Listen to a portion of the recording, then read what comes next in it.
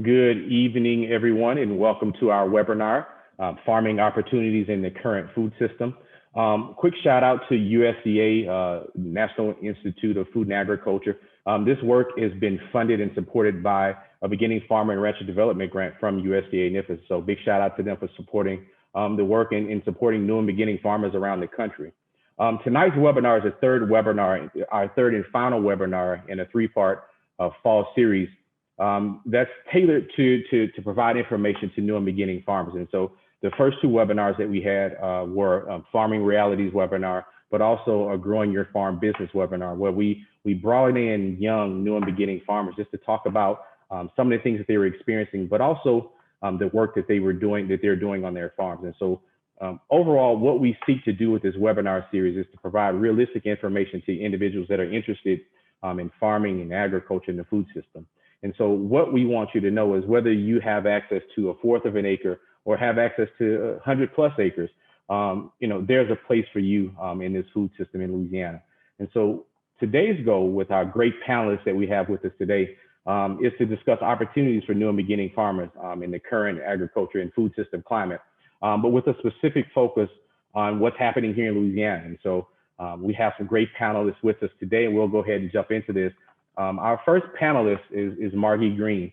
Marguerite currently serves as the executive director of Sprout Nola down in New Orleans. And so the work that they're doing with Sprout Nola is they're working to build a better food system by making farming accessible to everyone. And so whether you're a hobby farmer or you want to make a career out of farming, the work that they're doing at Sprout Nola is there to support you. I know Marguerite best as a farmer organizer there in the city. And she's also a past candidate for Commissioner of Agriculture in the state. And so, Margie, I'm going to turn the floor over to you just to tell us a little bit more about yourself, the work that you're doing, but also the work that Sprout Nola does in New Orleans. Awesome. Thank you, Marcus. I'm really glad to be here. Super glad to partner with LSU and Acadiana Food Alliance and everybody, is Crescent City Farmers Market, that's doing this. The FRDP here. And so, yeah, it's just been really cool to see this cohort come together, and also these one-off webinars, because we've seen this huge uptick in demand for, opportunities to learn how to farm. And so where Sprout Nola fits into that is that we're over here in the southeast corner of Louisiana, and we call ourselves a farmer and gardener technical assistance and training organization. It's a jargony way to say that we see everybody as having a role in the food system, and we want to support people and help them develop that role, whatever it is. So, we're saying as a farmer, you might have a quarter of an acre, you might have 100+ acres, like Marcus said. You might also find yourself wanting to be just a cheerleader of local ag. You might find yourself being a gardener, a community gardener. And all of those things are valid ways to fit into a food system. They're all really necessary. We're talking about markets today, and we're talking about opportunities today. Maybe where you're going to find your shine is like on the farmers market side of things. But Sprout comes in and does technical assistance, meaning we help people fill out paperwork. We help people figure out which licenses they need to get. We help people figure out what their markets are. We help people find land and negotiate leases. We also do awesome programs like this with all of our amazing partners. And we do, literal farmer training, the brass tacks kind of stuff, how to plant a seed, how to use a seeder. And then we also coordinate community gardens and markets. So we have a weekly farmers market, which is called the Refresh Farmers Market. It's the lowest barrier to entry farmers market in New Orleans, which means that we are sort of a stepping stone towards partner markets with the Crescent City Farmers Market. So if someone's coming in and they have that quarter of an acre of land and they want to figure out, do I want to be a farmer? There's a huge investment that's needed to really throw yourself at that full time. We try to create stepping stones that really prepare people to run those businesses. And then the last thing that we do is we really throw ourselves behind farmer networking and organizing. So helping farmers advocate for policy change that might help them on a city level, on a state level, not as much on a state level right now, but then also on a federal level with some of the networks that we work with, just trying to make sure that the the rules and regulations that govern both growing food, but then also the sort of nutrition component of that, the farmers market and SNAP side of that, are really being informed by the people who are participating in them. Yeah, so I've spieled enough, and I will pass it back to Marcus because I don't know who's next. Thank you, Margie, and thank you for being here with us today. Our next panelist is Bahia Nightengale, a friend of mine up in central Louisiana, and Bahia currently serves as the executive director for Farm and Food with CLETA, or the Central Louisiana Economic Development Alliance in Alexandria. And so the work that she's responsible for there is strengthening central Louisiana's rural economy with the development of resilient farm and ranch businesses. And so this is kind of the intersection of food, farming, and agriculture with local economic development, which is part of my primary interest in developing new and beginning farmers, is incorporating those things in economic development. And so Bahia, I'll turn it over to you. Great, thank you, Marcus, and thank you, Margie. So at CLETA, we serve the 10 parish regions of central Louisiana, and my role specifically within that is to keep our focus on food systems as an economic driver to create viable, livable wage, entrepreneurial opportunities, jobs, and businesses. So we see that investing in food systems helps central Louisiana continue growing into a uniquely creative, inclusive, and entrepreneurial space. And we focus our work in industry, entrepreneurship, community, leadership, and special projects. And our food system works falls within all of those categories. But what that looks like on a day-to-day basis is we teach beginning farmer rancher development programs. We have a farmer training program. We have a farmers market program development coordinator who helps incubate rural farmers markets. We manage a rural farmers market here in Alexandria that's weekly, 52 weeks out of the year. Barring hurricanes, of course. We do business coaching, and we've got a staff of coaches that specialize in everything from high-tech startups to farming to restaurants and retail, and everything in between. And so our work as a small nonprofit is focused on meeting community needs, and we center food systems work within that as a driving force of everything that we do. And so I'm excited to be here tonight and talk about the market opportunities and the different ways that all of the people that are on this panel are working together across the state in support of farming and ranching. Thank you, Bahia, and huge shout out to you and the work that CLETA is doing there in central Louisiana. If you live in central Louisiana and you're interested in new farmer development or training programs, the farmer training program that Bahia and CLETA runs is just an excellent opportunity to hone in on your skill set and better develop yourself as a farmer. So thank you for being here with us today. Just to kind of switch it up a little bit here with the background and the approach to farming and food system. Our next panelist is Terreca Bates-Wells, who's with Capital City Produce here in Baton Rouge. And his Capital City Produce has grown into one of the largest produce distributors here in the Gulf Coast region. And so Terreca serves as a director of special projects with Capital City Produce. And so what her passion is being able to help develop and support entrepreneurs. And one of her responsibilities at Capital City Produce is she oversees their local farms initiatives. And so working with local farmers to make sure that Capital City Produce has a way to source local produce here in the state of Louisiana and in the surrounding areas. And so since I've known Terreca, I've known her to be a person that really works with farmers who are interested and farmers who have the scale to be able to supply Capital City Produce. And so once they identify those folks, she's been very good with working with those farmers to make sure they have access to the people and the resources necessary to assist them to getting them where they want to go as a business. And so with that, I'll turn it over to you, Terreca. Thank you so much, Marcus. Again, good evening to everyone on the panel and to all of the participants on tonight. Very quickly, again, I'm just Terreca Bates-Wells with Capital City Produce. And here I am the director of special projects. And one of my main focuses or responsibilities is to increase the relationship with local farmers, with our end user, which are restaurants, hospitals, the hospitality industry, trying to get more local produce into their facilities. And over the years, that has been very difficult because we are a $100 million organization. And a lot of times, new, smaller beginning farmers, they start off with these farmers market model. And some, traditionally will transition into wholesale growers. So we figured out over the past 5 or 6 years of what our niche farmer looks like. So it's like a mid-scale to large-scale farming, minimum 5 to 10 acres, with the ability to provide consistent produce to our end users, because many of the folks that we service are the restaurant industry.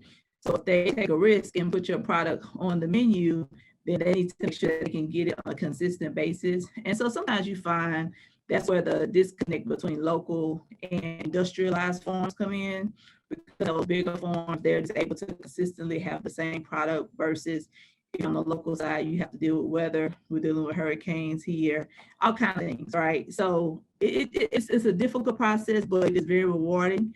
We have right now in our network right at 20 local farms, and our smallest farm, I believe, they ship us maybe 5 or 10 cases a week. And then some of our larger farms, they ship 500 to 1,000 cases a week. So it just depends on, at the end of the day, the type of business that the farmer wants to go in. I know for sure, I will tell all you guys here, our niche farmer is probably not a farmer's market model, just because on the farmer's market model, these are very item-specific products. They come at a very premium price, which means it goes to the livable wage piece that Bahia talked about. But on the wholesale side, you have to realize when you go into a grocery store, it's just a simple concept that I like to share with people. On the wholesale side, when you go into a grocery store, you want local, but if I put a local product versus an industry created product, and you see a bunch of green onions for $5 because it's local, versus one that's $3 for $1, it's totally up to the consumer at that point which one they're going to purchase. And so you will find consumers that will be interested, in that type of product, but it becomes difficult. So you just have to kind of decide who is your customer and who do you want to service and how do you want to service them. And then it goes into the economic lifestyle that you want to achieve. So that's basically what we do here. We're trying our level best to get the smaller or mid-sized grower into the restaurants, hospitals, because it's really a distribution deal, right?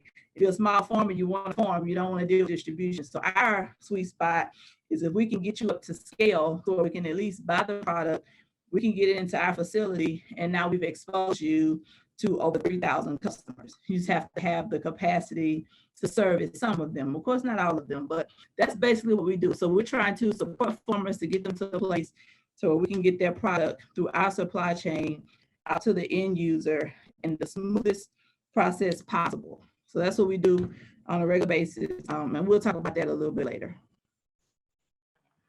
Thank you, Terreca. And what you said is important, because it's important for individuals that are interested in getting into farming, or those that are already in farming that are looking to scale up or looking to diversify their operations, to understand what the actual business of farming is from all ends of the spectrum. And so the perspective and the experiences that you bring to this conversation are very valuable.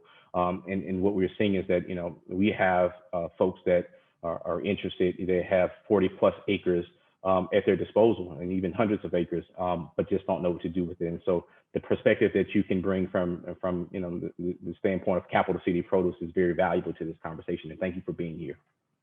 Let's jump into this thing. Our first question, and we'll just kind of go around the horn here, starting with Margie. Very simply, what are the opportunities for new and beginning farmers in the current agriculture and food system climate that we have here in Louisiana? Yeah, I think that's an amazing question. It's also just so broad. So I'm excited to hear. I think one of the things that Terreca mentioned that I wanted to bring up is just that there are so many different ways to be a farmer, right? And there are just different consumers that you're trying to meet the demands of. You're deciding who your consumer is, what their price point is. And so what I think right now, the biggest opportunity is diversified vegetable operations that have the ability to scale up and grow in a sustainable way. So, it's going to be really, really difficult for someone to just come in and start a large enough operation if they don't have a family history of farming, if they don't have longer term training in farming or access to land that's a 10 plus acre operation and has those distribution relationships. What's going to be a lot easier is for someone to come in with maybe a farmer's market model or a CSA model that can then diversify to having wholesale relationships for that consistency as they learn their market. And so what it feels like it always comes back to for me is the biggest opportunity is in this food system for people who want to run farms like good, efficient businesses and grow things that have a good profit margin and are in high demand. That I think is the thing that is ripe for the taking right now. People who want to really run well-oiled operations. And that's what I'm excited to see. I see some of these names on the list and there are people that I see going to all of these classes that we have right now. And so I'm really excited for the people who are putting pen to paper, coming up with business models, really researching the crops that they want to grow so that they can start at a farmer's market in Alexandria and they can work with professionals like Bahia and her team or, us and our team down here. And maybe they're making $1,000 a week at a farmer's market and they have a vision to grow towards 500 cases with Cap City, as they go, but just really well thought out business models for diversified vegetable operations. We have a 12-month growing season. We have awesome soil. We don't hurt for water. The fact that the state of Louisiana doesn't corner the market on food production is nonsense. Bahia, I'll throw that same question at you. Yeah, absolutely. And so I absolutely love that Margie said all that because now I don't have to, but I will say that she's absolutely 100% right. In thinking about this question though, I thought of a few very specific things that I wanted to hit on. One is going to reemphasize what Margie said, but what I wrote down first and foremost as the entry level into this is professional year-round production for farmers markets and other direct to consumer access points. So that could be an online shop considering current climate. It should be an online shop in our current public health crisis. But that is a huge niche. I've got 3 meetings the rest of this week from communities that want to start farmers markets and don't have vendors. And what they don't want are vendors that come once every 4 months on the 3rd Tuesday with a full moon.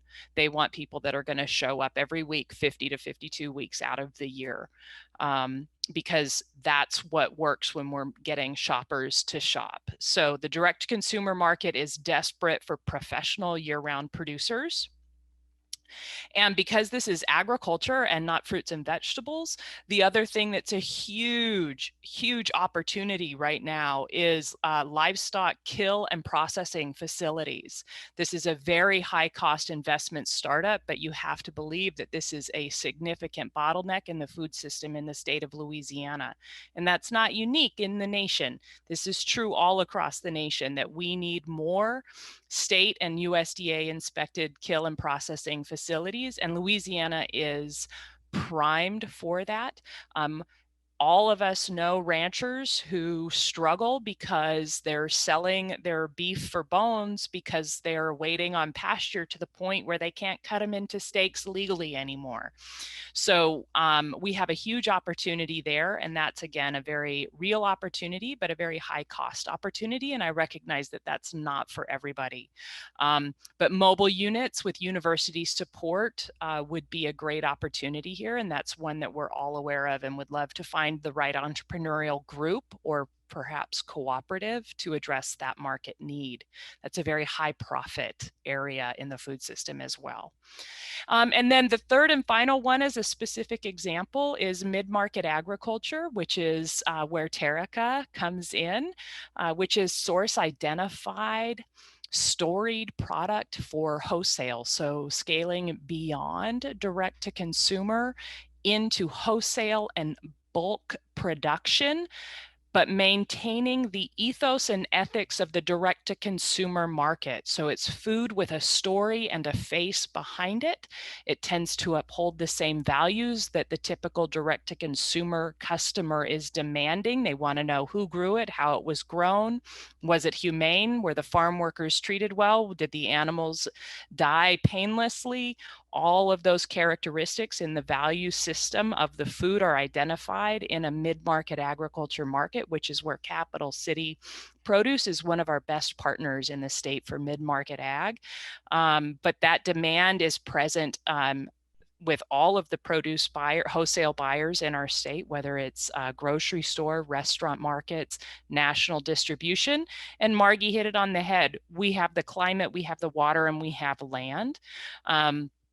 But again, we see success in mid-market ag for people who have successful business experience in another industry that they want to apply to agriculture to run it as a business, or people who have multiple generations of access to large-scale production of fruits, vegetables, and animal proteins. So I think that right now in the state, and especially in our region, those three things are the biggest, wide open, unmet niche areas for the food system. Thank you, Bahia. And Terreca, I'll throw that at you, the same question at you, but from a larger perspective, what are the opportunities for new and beginning farmers?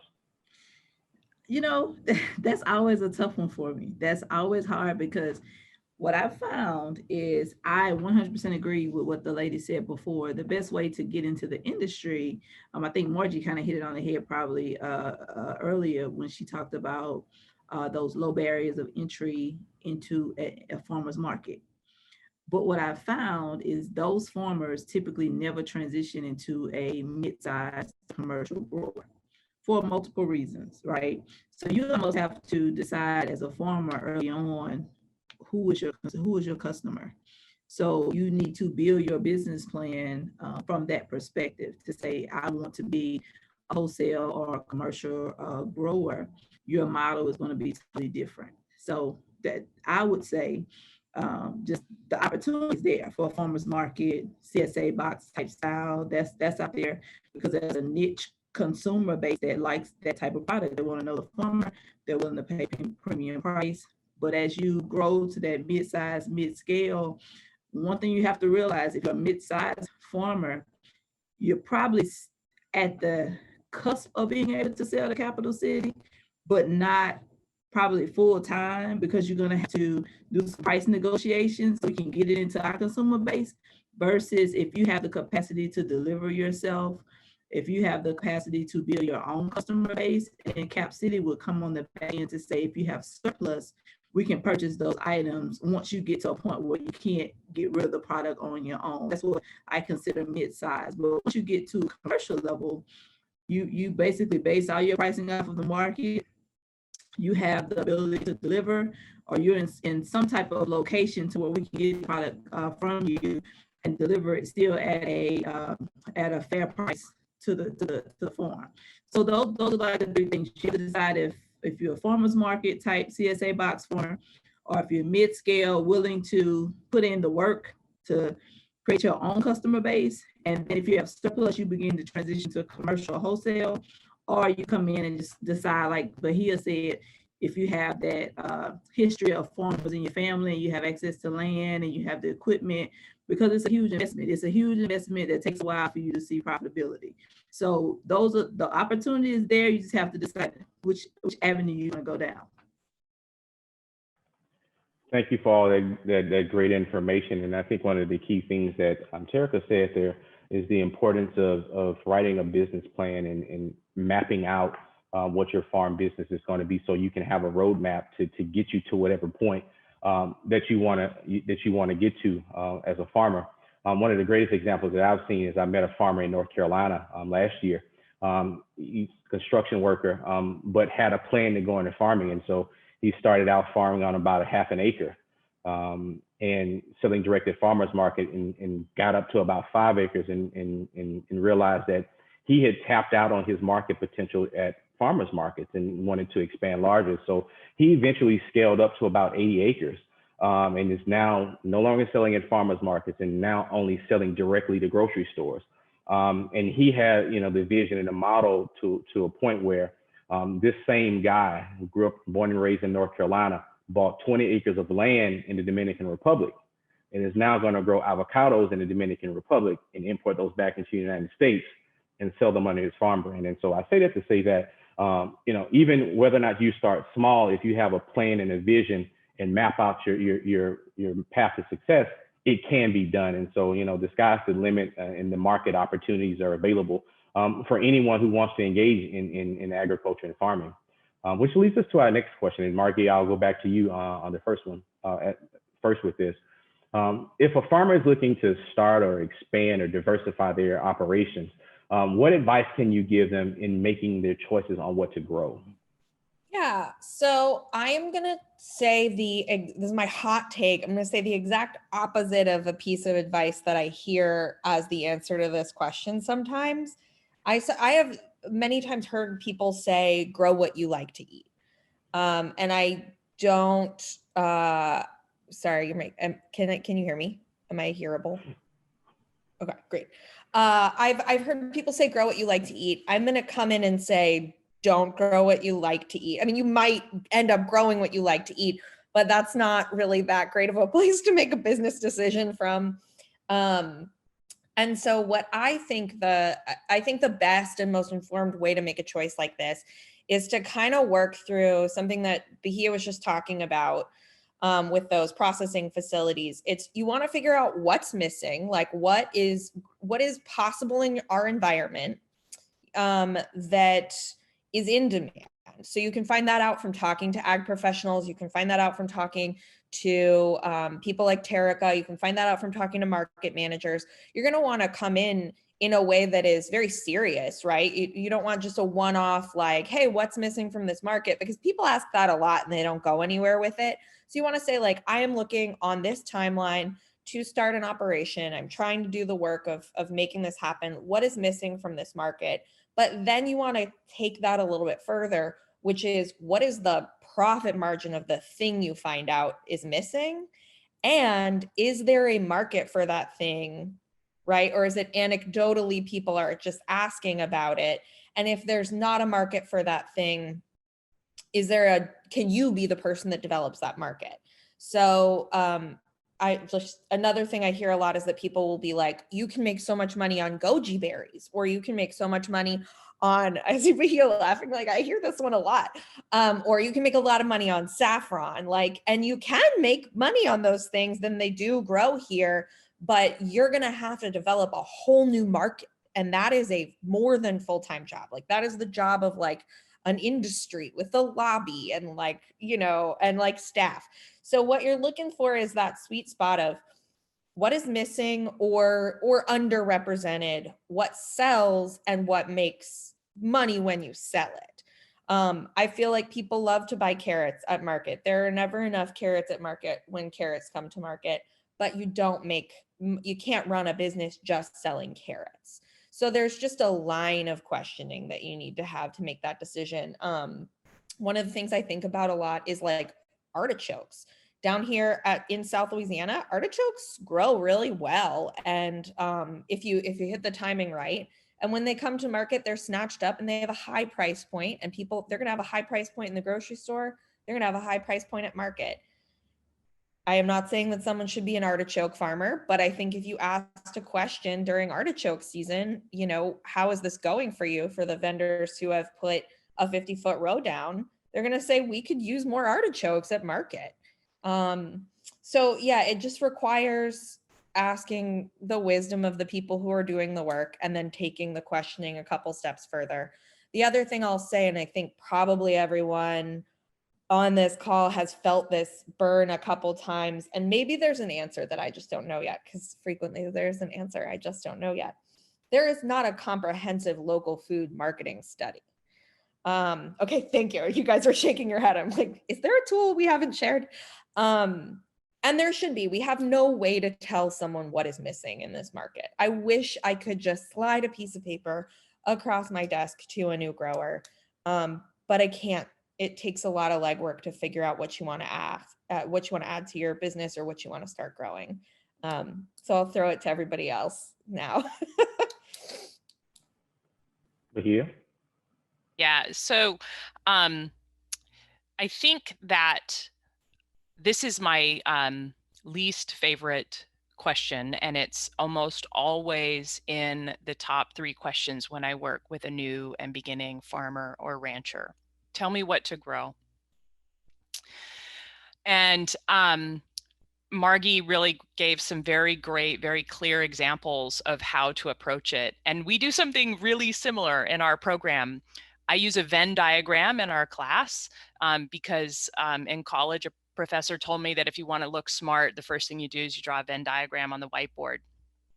So we put up a Venn diagram of 3 intersecting circles, and the sweet spot is where we want you to start thinking about developing your crop plan. The first circle is what do you love to grow, because it's usually easier to grow a product that you have some sort of an affinity for. And so that's slightly different than what Margie was saying. Don't just grow what you love to eat. If you're a farmer, you're going to learn how to love to eat everything that you grow. So just be prepared. But what do you love to grow? As a farmer, my favorite crop to grow is hardneck garlic. I would grow 100 acres of hardneck garlic if I could every year. That would be my sweet spot. That would be my one big cash crop. So that's one circle. The other circle is what will customers buy? And that's market research and needing to know what your community identifies with on their plate is the market research. And so who is your customer dictates that. You may have a lot of different customer pools if you're a diversified small farm. You may do a farmer's market, you may do a CSA delivery, you may have a couple of restaurants, or perhaps you're at scale and you're wholesaling. So that is going to dictate a whole bunch of crops on that list. And then the third one is climate. What can you grow on the land that you have? What water do you have available? What's your soil type? What's your labor availability? What's your infrastructure like? What's your washing and packing, your harvesting and your storage? All of that. What can you grow? What's your infrastructure?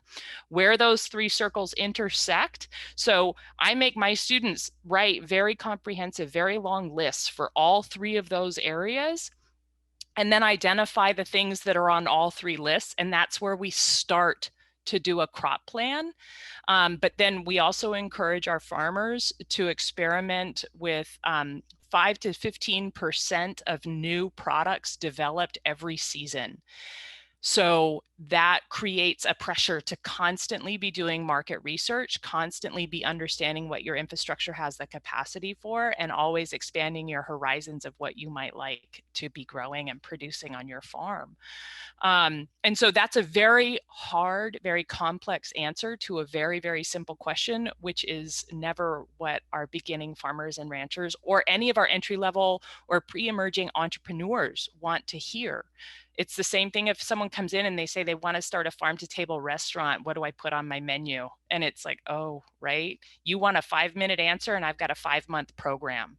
So we really work one-on-one and do a lot of in-depth technical assistance to help everybody find the answer to that question that they need, because there isn't a cookie cutter. And the reason we don't have a resource like the one Margie was saying, wouldn't it be great if we just had that piece of paper to slide across the desk, is because the answer to all of those questions can vary so dramatically, even in a community that's 5 miles from the next neighboring community.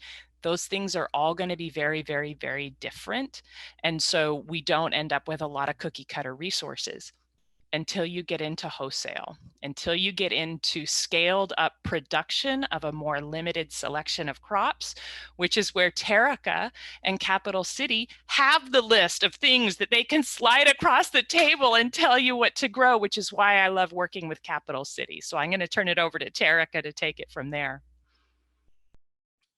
That was an excellent slide over, ma'am. So she's absolutely right. So when people ask me, what do you want me to grow? It's so easy for me to pull up the list and tell you, okay? So this is how it works. It's really not complicated at all.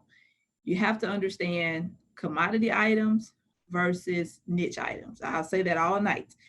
Now, local, if we can grow it, back to Margie's point, we have the conditions to grow these items. If it's, what was the item you gave the example of? The artichokes. Okay. So if you call us and you say, okay, do you sell artichokes? I can easily look into my system and tell you we sell 100 cases a week of 18 count artichokes. The struggle now for the farmer is, can you produce an 18 count case that's consistent on a weekly basis for that artichoke season? And there's only going to be so much elasticity when it comes to price, right? So you have to take that into consideration, because you're competing against these industrialized farmers out in California, Mexico, whatever the case may be, and they're selling this stuff for market price. So that's where the challenge comes. But I always tell folks, if you want to grow something, it's easy to call Capital City and we can tell you, these are typical staple items that you will find in any restaurant, any grocery store. All right, and that's based on volume. But that's not where your money per se is going to come from, where you're going to become a millionaire, right? It's just, you have to have a lot of volume to get to that point. But then the niche items is, we have consumers that'll call us, and just to give you an example, in Alabama, they have this thing that they call Silver Queen corn. It's only grown in Alabama. It only grows for about 6 weeks. But if you can grow this product and you have the land there, I mean, it's one of those things that it's like yellow gold. I mean, everybody wants it, you know, in a 3 or 4 state area. So there are niche items that you can grow hundreds of acres and people want it, right? Mirliton, that's one of those things that we grow well here in the South. There are very few people that's growing Mirliton, but it's a difficult product to grow, right? It doesn't last that long. So another one is okra. Okra doesn't travel well. So as much as people want okra in Louisiana, after 2 days, it starts to turn color. So it's just all these things. So there is a market out there. It's just, you have to understand, anything that a consumer purchases in a grocery store, you just go in the store, and if you see green onions, just think of, that's a common product, and you slap a local sign on it, people will buy it, right? It is what it is. It's not complicated. If you see bell peppers, switch it over to local. It's the same thing. I mean, you can just go in and just think of what are traditional items that people purchase in high volume.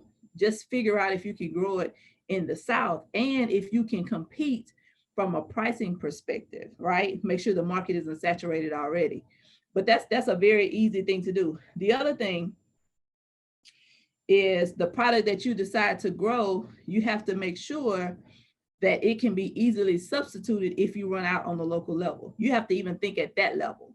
If I grow this corn and I get 20 customers to commit to me, will I have a backup plan if the hurricane happens? Because now you put all these businesses in a bind that have signed these contracts with you. So that's another piece you have to think about. And the third thing you have to think about is, when you come to Capital City today, I still may not be able to buy your product for a year, for a couple of reasons. You grow the product, I need to see that you can be consistent with the product, that your specs fit into my warehouse of what our consumers are accustomed to swap out the product. And then I have to be able to notify our customers that we're bringing in a new product, because sometimes we have vendors that we've had for 10 years and they've been consistent for the 10 years. So we have to go out and convince these customers, which you do a lot of marketing on behalf of the farmer, to say, hey, we need to transition over. We have a new local product. They want to know specs. They want to know consistency. They want to know, is the boxing the same? I want to know how close is the pricing. So we have to do all those things to garner up the interest. And sometimes that takes us up to a year, and we absorb all of that cost because we're committed to getting the product in. But that's another thing. So it takes a while just to change the consumer behavior. And if it's a niche product, again, just if we want to put it on a true menu, sometimes menus only change twice a year. So you have to take that into consideration. So you grow it in the spring, they don't change the menu to the fall, you won't have the product again to the next spring. You're a year out from being able to sell your product. So you have to, during that time of getting into our warehouse, you still have to have your own consumer base to be able to sell your product. So that's why I said, if you're mid-size, you have to have a system in place already, and then Capital City kind of tags on behind you. And I'll say this, and I'll turn back over to you, Marcus. We find a lot of new startup farmers, they call us and say, what can I grow for you? And the answer is absolutely nothing. You can't grow anything for me because I need to see something. So you need to grow whatever you want to grow and then bring it to me so we can sample it, get the specs, or whatever the case may be. But I honestly just can't walk up and tell you, grow okra for me. I can't. You have to grow these 10 things and you figure out if you do it well. And if you do that for a couple of years, then we can start the relationship to say, hey, we can partner. But I just like to be very honest with the farmers up front. So you just don't have unrealistic expectations, because a lot of farmers say, I want to be a farmer. And they call us and say, we'll guarantee you will buy it, but you haven't put anything in the ground. It's like, it's very difficult to do that. We have to be able to see your consistency with growing for an extended period of time before we can bring that product into the warehouse. Farming and agriculture is definitely a business. And so when we're talking about that notion, we've always talked about scaling up. And so like if you start at a half an acre and begin to work into that process, you know, whether you're starting out consumer direct, moving into more wholesale market channels, you know, that process allows you to do just what Terreca outlined there. It allows you to get your feet under you, get your business in together and to go through that process. And I'll give a quick example. When we're talking about what to grow, we were visiting a small farm in the Opelousas area, and we had a produce buyer from Rouse's with us. And so we had gone, this guy was growing sweet potatoes, and we thought that he was growing one variety of sweet potato. So when we get to the farm, it turns out that this guy has about 5 or 6 different varieties of sweet potato on the farm. And the buyer from Rouse's, his eyes just lit up, because all he could see was going into his grocery, in the produce section of his grocery store, with all of these displays with these different varieties of sweet potato and the sign local going in his stores. And so he didn't know that those products were grown here. Those varieties of sweet potato were grown here in the state. And so, you know, there's no right or wrong answer to, you know, what can you grow? It takes a lot of market research to do that, and talking with people and understanding the business model of a capital city, and even talking to local farmers market managers to understand what's the market need. And then you as the farmer have to make the determination about what is in my wheelhouse, what's in my ability, what do my resources allow me to grow. And so that process takes time. It's impossible to become a successful farmer overnight. And that's just a learning process that folks have to go through. And so and before we get into our last main question here, if participants and folks online, you know, have a specific question that they would like to direct at the panelists, or just an open question, feel free to use the Q&A box to put your question in. And so when we get through our last question, we'll probably have some time and hopefully be able to get some to your more specific questions for people online. And so please feel free to use the question and answer feature on Zoom. But our last question here, and each of our panelists come from different places in the food system and agriculture in the state. And so if an individual is new or a beginning farmer, and somebody that's been, you know, in the game for about 5 years, what is the most specific, informative advice you can give that individual, that farmer, about being successful in agriculture and the food system? And Margie, we'll kick it off with you. Yeah, so I'm going to come at this question from the angle of who I talk to most frequently, right? like what kind of farmer, where someone is in their career. And also with the lens of like, my work is work to, like I said, develop people all along that spectrum of gardener to farmer, and really be cool with wherever anyone wants to be, and try to assist them and remove barriers wherever they want to be. And my piece of advice, and I've given this many times, is like, run it as a business or don't run it as a business, but you need to choose. And that is not like run it as a business or buy. That's like, I am here for whatever you want to do. And I am going to, as a professional, I'm going to try to make whatever you want to do, like sing, and I'm going to try to help you do whatever you want to do. But I have lost years of my life, and I have seen people lose years of their life to living in the middle and believing that they could get the amount of money that they needed to survive, maybe to raise a family, to pay their light bill, whatever it is, farming sort of like somewhere in the middle. And I'm really invested in seeing people either make a plan and take the leap and like commit to running a farm, because we need that in this state right now. We need more farmers. We need more farmers throughout the whole country. But I don't want to see a bunch of people get burned out chasing a dream that could have been like a beautiful way to engage with their community, could have been an awesome way for them to like use empty space at a church, could have been like all of these really awesome things that are important to a community in terms of a volunteer project, in terms of a food bank project, in terms of a nonprofit job, in terms of just like something they love to do with their neighbors. Let that be enough if that's what you want to do. But if you want to run a business, I want you to run a business. And I say that as a person who thinks absolutely all of those options are super valid. But making that choice, I think Terreca said it, like building what you're doing for the customer that you want. Even if you can't meet that customer day one, there's some like missed time in this idea that if you want to sell to Capital City and you want to sell okra, we're hearing you need to be able to show that you can grow that product. You can sell that product for like 2 years before that's going to be your market. So, then you're going to have a reasonable plan for what is the farmer's market I'm going to go to? What am I going to sell at that farmer's market? And how am I going to finally get into Terreca's office with my beautiful okra someday? But yeah, I think that I'm a little woo-woo on this. Like, I think we have the one thing we have in our life is our time. It is the one thing that we are promised. And I just want you to do the right thing with it. And I want you to be happy and safe and healthy and well. And running up a hill, pushing a boulder isn't that. So if this is your dream, really do it.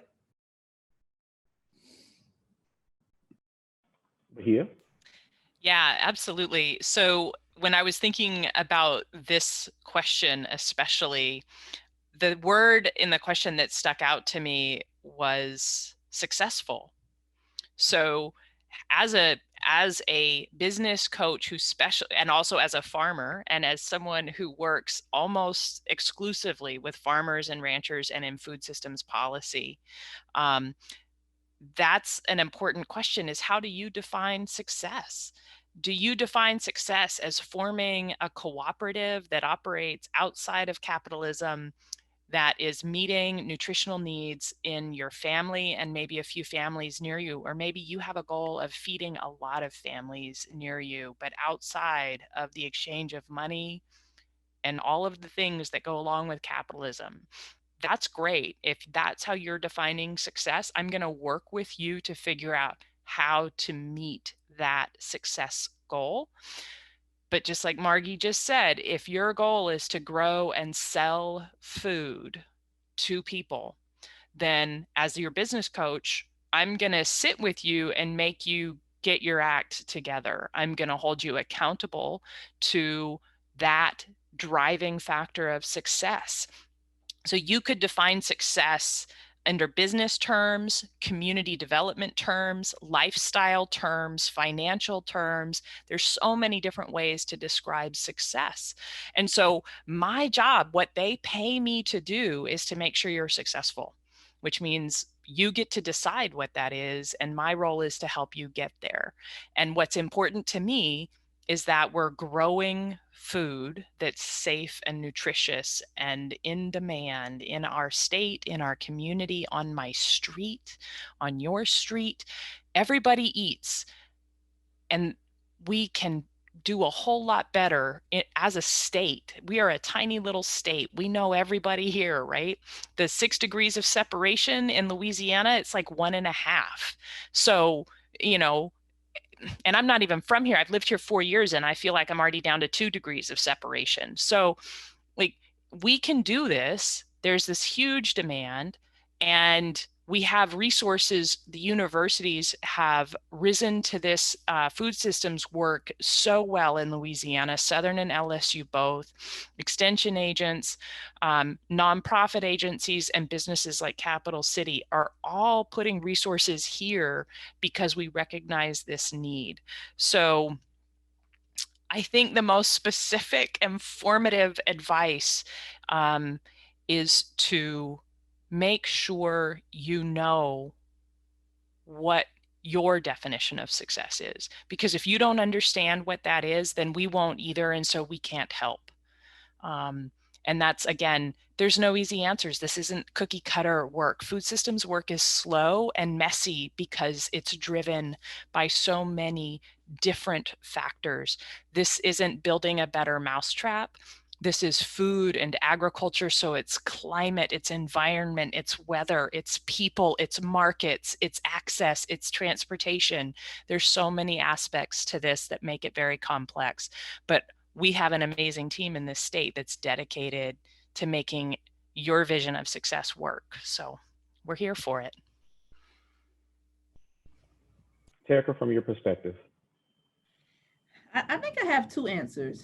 I must address it from a capitalistic perspective. And I know some people may cringe when I say that, because that's not, some people like to operate outside of that environment. And I respect that. I 100% do. So that's why I want to answer it in two different ways. So because we are in a capitalistic society, and that's the majority right now, we have to think about it as an option. And if we do go about it as an option, then your business, 100%, just like the lady said, it has to be run as a well-oiled machine, and it has to be a functioning business. If you define success and it's connected to profitability, okay? That's the first thing. The second thing is, if you do decide that you want to upturn capitalism or change or have a model of community, that is also very commendable and a very respectable way to build your business and your farm. When you go about it that way, though, you have to take on the mindset that you become a master marketer, because now you're not coming to Capital City per se on the wholesale side. You're building a community. You're changing behaviors of the consumer, and you're asking them to take on a huge responsibility that will fundamentally create an upheaval in their own lives. And what I mean by that is capitalism creates convenience, right? So you go to the grocery store, you purchase these items, you go home and you don't think about it at all anymore. It's just a part of your lifestyle. So that's what people have been doing for the past 50, 60 years since grocery stores have come into existence, right? People are no longer growing their own food. So if you want to be successful outside of that, you're going to have to create a community that's willing to wait until Saturday to get what they could get on their way home on Tuesday, right? So you're building a whole different network. You will not have all of the items that they need. So they have to get that mindset. We're a community and we're building a smaller food system that they're going to say, I'm going to buy these 5 things from a smaller farmer and then go to the store to get the rest of the items. So you're fundamentally changing the mindset of your customer. So you're going to be living in 2 different worlds. So you have to decide, are you willing to put in that type of work? Are you willing to put in that type of work to get to that type of local food system that we all ideally want, right? We all ideally want that. That's the end goal. But how many consumers are willing to buy into that ideology along with those farmers that want to do that? Okay, so you can have this dream, you can have this vision, and I support it, but you have to get that mindset of, now I have to become a master marketing expert to draw these people away from what they have been accustomed to for the past 50 or 60 years. Okay, so that's just one of those things. Those are my two pieces of advice. You have to understand, if you're in capitalism and you want to determine your success by profitability, that's one. And if you're thinking of creating a smaller food system that works, then you are also going to have to figure out how to build your consumer base that supports your ideologies fundamentally at the same time. So that's my advice. You just have to pick which road you're going to go down. All of those answers were awesome, and thank you for that. One question that I'm going to throw out, and I'm probably going to throw this at both Margie and Bahia based on what you've seen. So for new and beginning farmers, one of the questions that is always asking, we have a similar question in the chat box: are there grants available? Is there free land available? What can I get basically what can I get for free to start my farm business? When you get questions like that, how do you respond to folks? Or what is your response to folks to help them in their endeavor? And I'll throw it either to Margie or Bahia. Okay, I'm sure we have, actually, it's regional, so maybe we have different answers. There are absolutely going to be things, tools of the trade, networks, all sorts of like little tips and tricks and grants. But at the end of the day, like, it might seem like a huge thing. You can, like a $5,000 SARE grant, which stands for Sustainable Agriculture Research and Extension Education, sorry. That might sound like a ton of money, because it is a ton of money. I mean, like let's be clear, $5,000 is a ton of money, but in the scheme of things, those hacks, so to speak, are not going to be as big or as impactful if you are running a farm business as they might seem to be. So I'll say that with grants, because no one is going to grant you, give you grant money just to run a farm, right? That basically doesn't exist. You might get $200, here or there from a company that's like looking to support a farm for some reason, but that is not going to be sustaining. And then in terms of land, land is just this like central point, this like, it's like the tangled earbuds of this whole situation, which is that land is really difficult to access, especially for low capital farmers. And when I say low capital farmers, I mean anybody who wasn't born into having capital or land. And then that specifically means Black farmers, female farmers, LGBTQIA farmers, brown farmers. Like, obviously this is not distributed equitably across our country. And you will be able to find ways that cities will often give you intermediate use of property because they think they are tricking you into maintaining their property, which would cost them a lot of money to mow, as an intermediate use until they develop that land. And the thing is, when you are investing in farmland, your blood, sweat, tears, and organic matter, it requires that you have tenure on that land. You have to be able to have tenure on land, and it is very difficult to find free land that you will be allowed to stay on.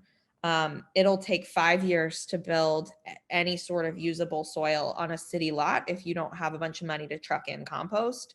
And if you have that kind of money, then you should buy property.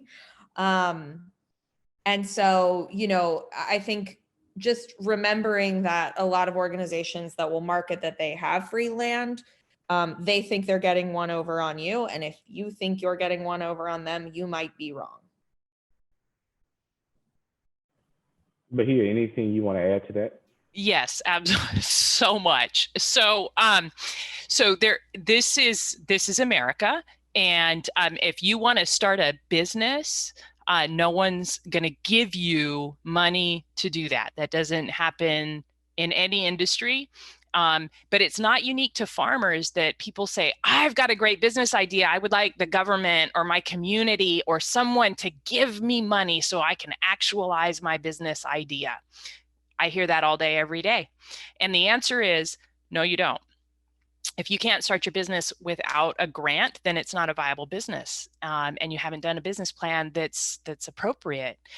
That being said, there are plenty of ways to be involved in food systems work, like we've discussed, that aren't in that type of process. So if you have a system in mind that is not a for-profit business, perhaps it's a nonprofit or some other type of structure, there are organizations that may give you grants. But as someone who manages a lot of grant budgets, let me tell you, it's going to cost you more to manage and administer those funds than it would to raise those funds in another way.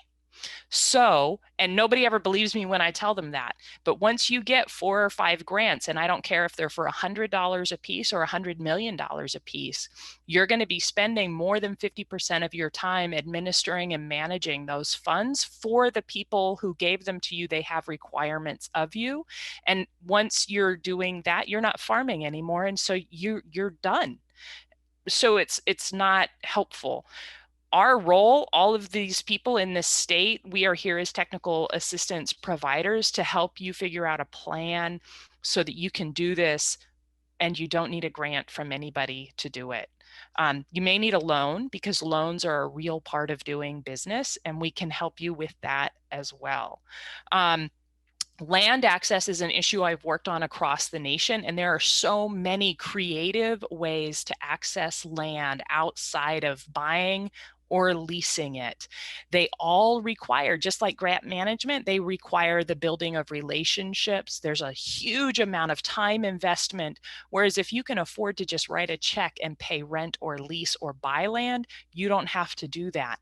But there are very creative ways based on relationships within your community and region that we can show you that have worked in other places and in other communities. There's no system for making this work, but there are a lot of us across this state that have relationships that we want to leverage for you so that we can find creative ways to get you access to the land that you need for your business or your community project. Whatever it is, we want to help you do that. It just takes a ton of time and a ton of relationship building. That's the trade-off, but it's definitely doable. It just may not be what you think it should look like. It's always going to look a little different. Terreca, have you seen anything in that regard with some of the folks that you work with? Have you come across those questions? And if you have, what advice could you give folks? Really, this one is probably a little bit different, just not really in my wheelhouse. I don't really have a lot to add on this one. I just kind of support basically what Marguerite and Bahia said. That's not really one of those issues that we come across. That's not typically when we're approached with land, we're never really approached at that level because it's such an early stage. It's more so for us, we deal with once they get the product. I will share this. Once we get the product, I've had farmers come to me and say, I want to be the first entry on the early part of the season so that I can get premium pricing on the product. Right. So not that they're looking for land or anything like that. They're beyond that when they get to us. They're saying, okay, just for an example, when do strawberries come online? Local Louisiana strawberries, when they come online. And if they come online, typically February 15th, you have farmers saying, well, will you give me above market price if I can sell it January 1st? Right. So they're trying to figure out what's the variety where they can get this case of product into our facility and sell it for $40 because in April it's going to go down to $9. Right. So they're trying to get maximum on the top side. So that's what we deal with more from a pricing perspective, but not land at that level of trying to get deals from that perspective, but just trying to maximize when they do get the product in the ground. Perfect. Thank you. And the thing that I can add to that is that, for new and beginning farmers, if you're a new farmer and you're looking to get into farming, The first thing that you probably should consider is putting together that business plan. Organizations like USDA and some banks have low interest rate loans that are available, and you can probably even do small business loans that are available to you to help you get that business started. But nobody is going to invest that type of money in you without you being able to prove that you're serious about what you're going to do. And not only, doing a business plan, and if you're a new farmer, you're interested in getting in farming, also participating in some kind of training program to show that you're going out and acquiring the knowledge and the skills necessary to make that farm viable. And so that's why, farmer training programs like what Bahia has in Central Louisiana, the program like the past 3 cohorts that we've had here at the LSU AgCenter, and there's another program in New Orleans with the Recirculating Farms Coalition. And being able to participate in these programs and going out and get some additional training knowledge so that those lenders know if they're making you that loan to get your business started, that you have something, some type of skill that's been acquired to help you be successful. But here, you had something else to add? Yeah, I just wanted to hit a couple of points that I forgot to mention. One is we do run a micro business lending program specifically to address this need. And it's something I wish we could offer in the whole state. It's something I work on to try and figure out how to bring this statewide. But right now, it's only available to people who are living and farming in our region and have a business coaching relationship with us at our organization. But we do have a business lending program. The other thing is yes, farmland is expensive, but I really want to put it in perspective. Nationally, the cost of farmland per acre is just under $4,500 per acre. But in Louisiana, it's $2,900. And that's really flawed data because the type of ag land that they're talking about is USDA census ag land that's in commodity production. But the cost of that ag land is what actually drives it impacts our home prices and our mortgage rates. It impacts our rent. And so it impacts small scale access to land in a very, very big way. But I've lived and worked in, this is my 14th state to do food systems work in, and I work with organizations all across the nation. And there are places like Nebraska and Iowa, where last year we saw ag land going at one point for almost $8,000 an acre.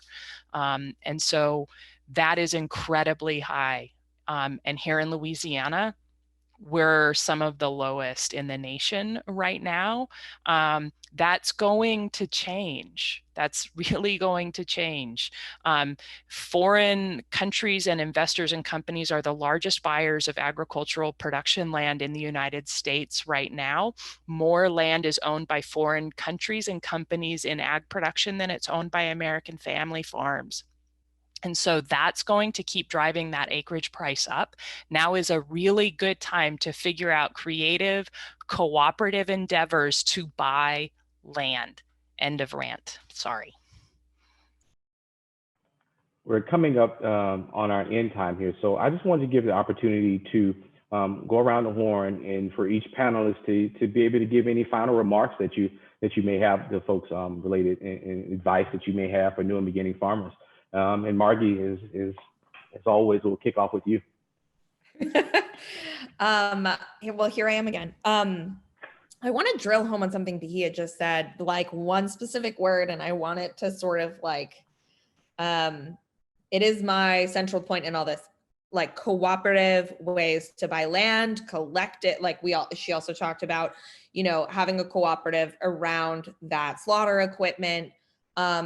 It's not a silver bullet. There is no silver bullet. But the thing is, like with the way that food production, land prices, the market has moved in our country, it is incredibly difficult to make a living alone, growing food or, pasturing poultry or having a ranch or doing cut flowers.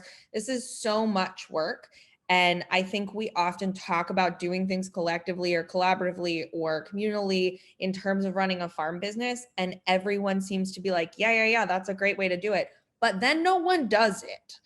I know this many people who are actively running like a really, really, really well-oiled cooperative model business where they are actually doing their board meetings and doing their payouts in a cooperative style, like really like listening to their bylaws, being democratic, all that good stuff that's in place because it works when it is done correctly. And so I would really like people to feel less alone in this and to feel like if they were going to open, any sort of large lifelong business that they wanted to outlast them, they would want to do that with partners. And so I just really, really, really want to compel people actually do this with partners. Don't just brush that piece of advice aside. Like the people who do it together and have a safety net together and can buy in on this together, that makes land more accessible to buy. I'm very much into the idea that there are creative land access solutions that don't look like leasing and they don't look like buying, because also there should be more public land in this world. But right now, if you have that opportunity and you can strike while the iron is hot, you should do it with other like-minded people who will bear some of that work and that financial burden with you, because we are all stronger together. And I don't just mean that with agriculture. End of rant. So I want to follow that up with, and there's, so I really hit it really hard earlier, and I'm very sorry that I have to hit it so hard that no one's going to give you money. And where there is very limited resources available from the United States Department of Agriculture for people who want to grow and raise food. And yes, I said very limited resources available from the Department of Agriculture for people who want to grow and raise food. The one area that they are desperate to give money away is for the development of cooperative, employee-owned businesses in rural America. Louisiana as a state has millions of dollars available for starting and operating cooperative employee-owned rural enterprises. And so that's one space where there's some money. Now it's going to cost you a lot to get that money. It's really a serious program because starting a co-op is not a little thing. But anyway, yeah, I just think that as a state, there are a lot of us here to help, and we are always going to do our best to never give you a no answer. The answer will be yes, and then there's going to be the 5-month program to help you figure out the yes. But everybody in this state that's a technical assistance provider for our food systems, we're all committed because we're very passionate about this. And we're going to always find the yes and. And Betty, you have a question in the chat box about abandoned poultry houses, and I would be happy to address that topic.